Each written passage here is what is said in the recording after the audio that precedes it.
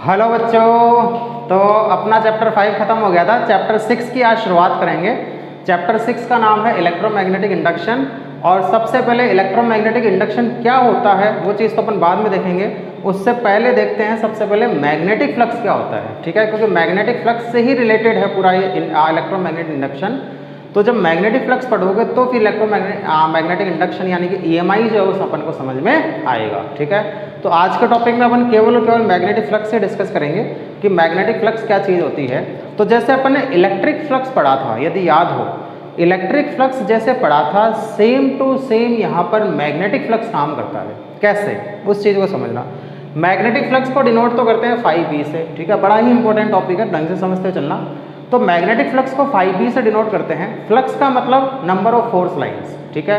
तो किसी भी क्रॉस सेक्शन एरिया से, ठीक है, जैसे एरिया हो गया, इस एरिया से परपेंडिकुलर डायरेक्शन में कितनी नंबर ऑफ फोर्स लाइन पास हो रही है, उसी को अपन नाम देते हैं मैग्नेटिक फ्लक्स, ठीक है।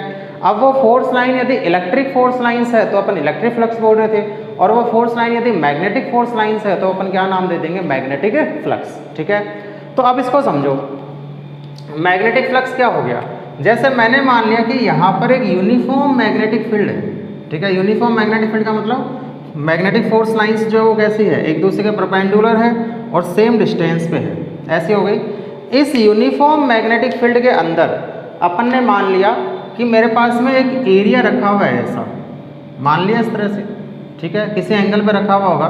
तो इसके एरिया की जो डायरेक्शन है वो मैंने मान ली ऐसी है, ये अपन ने क्या मान लिया, एरिया की डायरेक्शन। और मैग्नेटिक फील्ड की जो डायरेक्शन है वो मैग्नेटिक फील्ड की डायरेक्शन कैसी है, ऐसी है, ये मैग्नेटिक फील्ड की डायरेक्शन है। और एरिया और मैग्नेटिक फील्ड का एंगल अपन ने मान लिया थीटा है, ठीक है।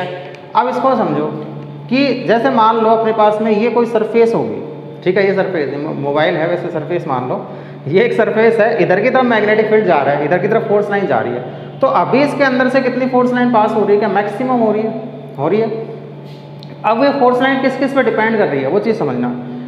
ये एरिया जो है जिसमें से फोर्स लाइन पास हो रही है, यदि मैं यहाँ पर मैग्नेटिक फील्ड की वैल्यू को बढ़ा दूँ, यानी कि इस B की वैल्यू को बढ़ा दूँ, तो अपन जानते थे मैग्नेटिक फ्लक्स की प्रॉपर्टी जैसे इलेक्ट्रिक फ्लक्स में अपन पढ़ा था वैसे मैग्नेटिक फ्लक्स में भी होता है कि फोर्स लाइन जितनी पास पास में होती है मैग्नेटिक फील्ड वहाँ पर उतना ही ज़्यादा होता है, पढ़ा था अपन ने। तो इसका मतलब यदि मैं B को बढ़ा दूँ तो ये फोर्स लाइन पास पास में आ जाएगी, और पास पास में आ जाएगी तो इस एरिया से और ज़्यादा फोर्स लाइन पास होगी। इसका मतलब अपन क्या बोल सकते हैं कि यदि मैग्नेटिक फ्लक्स को बढ़ाना है तो मुझे क्या बढ़ाना पड़ेगा, मैग्नेटिक फील्ड को बढ़ाना पड़ेगा। मैग्नेटिक फील्ड यदि मैं बढ़ा दूंगा तो फोर्स लाइंस पास पास में आ जाएगी, और पास पास में इसके अंदर से मैक्सिमम फोर्स लाइंस पास होने लग जाएगी, यानी कि मैग्नेटिक फील्ड को बढ़ाने पर मैग्नेटिक फ्लक्स बढ़ता है। दूसरा सेकेंड अपन क्या बोल सकते हैं, ये एरिया इतना था, इसमें से मान लो 10 फोर्स लाइन पास हो रही थी, यहाँ से चार पूरे रूम के अंदर ये मान लो फोर्स लाइन चल रही है, और लेकिन इसमें से क्या है 10 फोर्स लाइन पास हो रही है। यदि मैंने इसका एरिया बढ़ा दिया, ठीक है, इसका एरिया मैं बढ़ा दूँ, बड़ा मोबाइल ले आऊँ, ठीक है, इतना बड़ा मोबाइल का लैपटॉप ले आऊँगा तो इतना बड़ा लैपटॉप ले आऊँ, तो फिर इसके अंदर से कितनी फोर्स लाइन पास होगी, बढ़ेगी कि नहीं बढ़ेगी, बिल्कुल बढ़ेगी। जो इसके फिलहाल जो इधर से फोर्स लाइन निकल रही है, यदि मैं एरिया बढ़ा दूंगा तो ये वाली फोर्स लाइन भी इसके अंदर से जाने लग जाएगी। इसका मतलब एरिया बढ़ने पर भी नंबर ऑफ फोर्स लाइंस बढ़ती है, नंबर ऑफ फोर्स लाइंस बढ़ती है, इसका मतलब मैग्नेटिक फ्लक्स भी बढ़ता है, ठीक है, क्योंकि मैग्नेटिक फ्लक्स क्या है, परपेंडिकुलरली पास होने वाले नंबर ऑफ फोर्स लाइंस, ठीक है। तो नंबर ऑफ फोर्स लाइन बढ़ गई यानी कि मैग्नेटिक फ्लक्स भी बढ़ गया, ठीक है। और देखो अब ये इन दो पे तो डिपेंड करती ही है। ये मैंने ऐसे रखा तो इसके अंदर से मैक्सिमम फोर्स लाइन पास हुई। अब देखो मैंने इसको ऐसे घुमाना शुरू कर दिया तो number of force lines decrease होना शुरू हो गई, डिक्रीज होती गई, और यहाँ पे जैसे ही ऐसे हो गया उस कंडीशन में मैग्नेटिक फोर्स लाइंस कितनी हो जाएगी, 0, कोई इसमें से पास नहीं होगी। इसका मतलब मैग्नेटिक फोर्स लाइंस जो होती है वो इस मैग्नेटिक फील्ड के अंदर ये सरफेस कैसी रखी है उस पर भी डिपेंड करती है, वो ऐसे रखी है या वो ऐसे रखी है, यानी कि इस कंडीशन में तो मैक्सिमम मैग्नेटिक फ्लक्स बनेगा, मैक्सिमम फ्लक्स जाएगा, और इस कंडीशन में 0 फ्लक्स जाएगा। इसका मतलब मैं ये बोल सकता हूँ कि इसके एरिया के बीच में, इसका एरिया किधर है, आउटवर्ड इधर की तरफ, इसके एरिया के बीच में और मैग्नेटिक फील्ड के बीच में फिलहाल कितना एंगल है, 0 डिग्री, एरिया भी इधर मैग्नेटिक फील्ड भी इधर, तो 0 डिग्री है। तो 0 डिग्री है तो फ्लक्स की वैल्यू कैसी है, मैक्सिमम है मैक्सिमम। फिर जैसे जैसे ऐसे होता गया ऐसे जैसे ही 90 डिग्री हो गया, ये मैग्नेटिक फील्ड तो इधर ही रहा, भी मैग्नेटिक फील्ड तो इधर ही रहा, और एरिया अपना किधर हो गया, इधर की तरफ, तो एंगल कितना बन गया 90 डिग्री। तो जैसे 90 डिग्री हुआ तो इसके अंदर से फ्लक्स कितना गया, 0। यानी कि एंगल बढ़ने पर फ्लक्स कम हो रहा है। और कौन से केस में एंगल बढ़ने पर वैल्यू कम होती है, कोस के केस में, यानी कि 5b डायरेक्टली किसके हो जाएगा, कोस थीटा।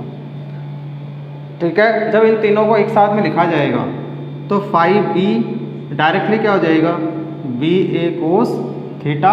प्रोपोर्शन का साइन आता है तो कांस्टेंट आता है, कांस्टेंट की वैल्यू k की वैल्यू 1 होती है, उसको लिखने की जरूरत नहीं है।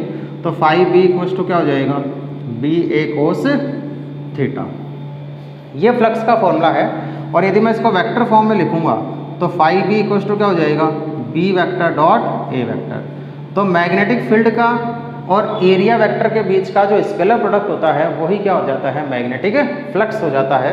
तो मैग्नेटिक फ्लक्स का अपने पास फॉर्मूला आता है b vector dot a vector. और यदि मैं यहाँ पे स्मॉल स्मॉल पार्ट लेके करूँ तो स्मॉल एरिया आ जाएगा da, ठीक है, जैसे उसमें किया था।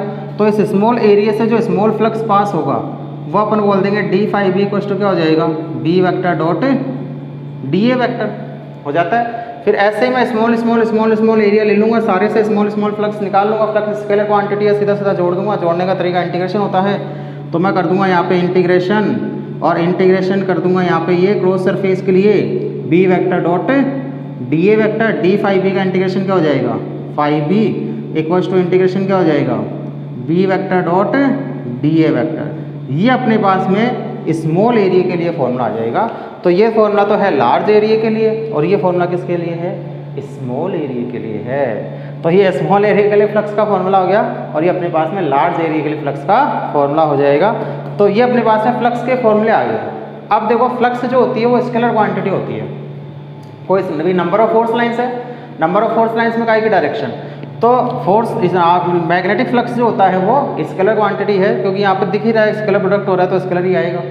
तो स्केलर क्वांटिटी होती है, इसकी वो डायरेक्शन होती नहीं है। इसकी यूनिट्स की बात करें, यदि मैग्नेटिक फ्लक्स की अपन यूनिट की बात करें तो यूनिट देखो क्या होती है, यहाँ से निकाल लो। कोस थीटा की यूनिट है नहीं, फाई क्या हो जाएगा, b इंटू ए। बी क्या होता है, मैग्नेटिक फील्ड, मैग्नेटिक फील्ड की यूनिट टेस्ला मीटर स्क्वायर। तो इसकी जो SI यूनिट होती है वो तो आएगी टेस्ला इंटू मीटर स्क्वायर। ठीक है, टेस्ला इंटू मीटर स्क्वायर भी बोल दो, और या फिर इसको अपन नाम देते हैं वेबर, WB, जिसको डिनोट करते हैं WB से। ठीक है, तो टेस्ला मीटर स्क्वायर बोल दो या वेबर बोल दो। जैसे मैग्नेटिक फील्ड की यूनिट होती थी tesla weber per metre square, तो वैसे यहाँ पर वेबर हो जाएगी इसकी SI यूनिट, किसकी, मैग्नेटिक फ्लक्स की। और इसकी यदि अपन CGS यूनिट की बात करें तो CGS यूनिट जो होती है मैग्नेटिक फ्लक्स की, उसको बोलते हैं मैक्सवेल। क्या बोलेंगे, मैक्सवेल। और 1 टेस्ला मीटर स्क्वायर जो होता है वो होता है 10⁻⁻8 मैक्सवेल। -8 होगा कि प्लस का 8 होगा, सोच लो। भी अपन ये बोलते हैं, देखो 1 टेस्ला क्या होता है, 10⁻⁴ गोस होता है, और 1 मीटर स्क्वायर क्या होता है, 10⁻⁴ सेंटीमीटर स्क्वायर होता है। तो इन दोनों को मल्टीप्लाई करेंगे तो गोस इंटू सेंटीमीटर स्क्वायर क्या बन जाएगा, मैक्सवेल बनेगा। मैक्सवेल है क्या एक्चुअल में, गोस इंटू सेंटीमीटर स्क्वायर। तो इन दोनों को मल्टीप्लाई कर दो तो 1 टेस्ला मीटर स्क्वायर क्या हो जाएगा, 10⁻8 गोस सेंटीमीटर स्क्वायर। तो -8 की जगह क्या आएगा, 8। तो 1 टेस्ला मीटर स्क्वायर आएगा 10⁻8 मैक्सवेल। ठीक है, ये अपने पास में किसकी आ जाती है, मैग्नेटिक फ्लक्स की CGS यूनिट अपने पास निकल के आ जाती है। ठीक है, और देखो ये तो इसकी यूनिट्स की बात हो गई। अब यदि अपन बात करें इसमें स्पेशल केसेस, ठीक है, स्पेशल केसेस। और एक चीज़ और क्या निकल के आई है कि फ्लक्स जो होती है वो कैसी क्वांटिटी होती है, स्केलर क्वांटिटी होती है। ये इंपॉर्टेंट चीज़ है, याद रखनी है। स्पेशल केसेस में क्या होगा, फर्स्ट मैंने बोल दिया फाई की वैल्यू जो है वो 0 डिग्री है। ठीक है, फाई की वैल्यू 0 डिग्री होने का मतलब ये सरफेस थी। ठीक है, एरिया भी इधर, भी फाई किसके बीच का एंगल है, एरिया और मैग्नेटिक फील्ड के बीच का। तो एरिया भी इधर, मैग्नेटिक फील्ड भी इधर। तो उस कंडीशन में फ्लक्स कैसा है, उस कंडीशन में फाई थीटा कितना हो गया, 0 डिग्री। तो थीटा जैसे ही 0 डिग्री, फाई 0 नहीं एक्चुअल में क्या है, सॉरी थीटा 0 है। तो थीटा 0 होने का मतलब क्या हो गया, अपन बोलेंगे फाई जो होगा वो क्या हो जाएगा, BA कोस जीरो, और कोस जीरो की वैल्यू मैक्सिमम होती है 1। इसका मतलब इस कंडीशन में मैक्सिमम फ्लक्स बाहर निकलेगा कितना, फाई ए, और ये कैसा है, पॉजिटिव। और ये कैसा फ्लक्स आ रहा है, आउटवर्ड फ्लक्स आ रहा है, आउटवर्ड ही आ रहा है। भी इस सरफेस के लिए फ्लक्स कैसा है, ये इस सरफेस के लिए बात करेंगे तो आउटवर्ड फ्लक्स है। अब मैंने इसको रोटेट करना शुरू किया, यहाँ पे ले गया। हाँ, एरिया की डायरेक्शन तो ये, मैग्नेटिक फील्ड की डायरेक्शन ये, एंगल कितना बना, 90 डिग्री बन गया। यानी कि सेकंड केस में मैं बात करूँ, सेकंड केस में तो थीटा 90 डिग्री होगा तो अपना फ्लक्स कितना पास हो रहा है इसमें से, जीरो, कोई पास नहीं हो रहा। फॉर्मूले से भी देख लेते हैं, फॉर्मूले से देखेंगे तो फाई क्या आएगा, बी ए कोस 90, कोस 90 की वैल्यू जीरो होती है तो फाई भी कितना हो गया, जीरो। यानी कि परपेंडिकुलर यदि इस तरह से पैरेलल मैग्नेटिक फील्ड के पैरेलल यदि सरफेस रख दी जाए तो एरिया उससे 90 डिग्री का एंगल बनाता है, तो उस कंडीशन में फ्लक्स कितना पास होगा इसमें से, जीरो। ठीक है, थर्ड देख लो, थर्ड केस अपन बात करते हैं, थीटा इक्वल टू 180 डिग्री ले लिया, 180 डिग्री। तो जब 180 डिग्री लिया तो देखो क्या होगा, फाई इक्वल टू क्या आएगा, फाई इक्वल टू अपने पास में आएगा बी ए कोस 180 आ जाएगा, बी ए कोस 180। अब कोस 180 की वैल्यू -1, तो ये आ जाएगा माइनस का बी ए, ये मिनिमम आएगा, नेगेटिव में आ रहा है। अब देखो ये नेगेटिव में मतलब क्या हुआ, ये सरफेस पहले ऐसे थी, आउटवर्ड फ्लक्स था, एंगल जीरो था, फिर ऐसे घूमती गई एंगल 90 होगा, फ्लक्स से जीरो निकलने लग गया। ठीक है, फिर और घूमी, एरिया इधर की तरफ, भी एरिया तो इधर है, मैग्नेटिक फील्ड इधर की तरफ, एंगल कितना बना, 180 बन गया, 180। तो एंगल 180 बना, तो अब देखो फोर्स लाइन इस सरफेस के लिए कैसी चल रही है, इधर की तरफ, तो इस सरफेस के लिए इनवर्ड फोर्स लाइन से तो है, तो इस सरफेस के लिए इनवर्ड फोर्स लाइन है, इसका मतलब फ्लक्स कैसा जा रहा है, नेगेटिव आ रहा है। ये अपन निकाल के देख चुके हैं कि जब एंगल 180 होता है कि मैग्नेट फील्ड तो उधर चल रहा हो, एरिया इधर की तरफ चल रहा हो, तो एंगल 180 है, तो उस कंडीशन में फ्लक्स कैसा है, इनवर्ड फ्लक्स है। तो वो ये इलेक्ट्रिक फ्लक्स की जैसे ही है कि यदि आउटवर्ड फ्लक्स है तो पॉजिटिव में होता है, और इनवर्ड फ्लक्स है तो कैसा होता है, नेगेटिव में फ्लक्स होता है। ठीक है, तो फ्लक्स तीनों तरह के हो सकते हैं, जीरो भी हो सकता है, पॉजिटिव में भी हो सकता है, नेगेटिव में भी हो सकता है। जीरो तो तब है जब उसके अंदर से कोई फोर्स लाइन पास नहीं हो रही है, पॉजिटिव जब आउटवर्ड फ्लक्स होगा, और नेगेटिव जब इनवर्ड फ्लक्स होता है। तो ये अपने पास में फ्लक्स की सारी चीज़ें अपने पास में निकल के आ गई कि फ्लक्स एक्चुअल में क्या चीज़ें हैं, और फ्लक्स जो है वो किस तरह से अपन काउंट करते हैं, और एक्चुअल में क्या है, किसी भी सरफेस से परपेंडिकुलर डायरेक्शन में निकलने वाली नंबर ऑफ फोर्स लाइंस जो होती है उसी को अपन क्या बोलते हैं, मैग्नेटिक फ्लक्स। और इलेक्ट्रिक फोर्स लाइन निकल रही है तो उसको अपन इलेक्ट्रिक फ्लक्स नाम देते हैं। क्वेश्चन अपन पहले भी कर चुके हैं ऐसा इलेक्ट्रिक फ्लक्स के लिए। फिर ऐसा सेम टू सेम यहाँ मैग्नेटिक फ्लक्स है, कोई चेंज नहीं है, केवल इलेक्ट्रिक फील्ड की जगह यहाँ पे मैग्नेटिक फील्ड आया है।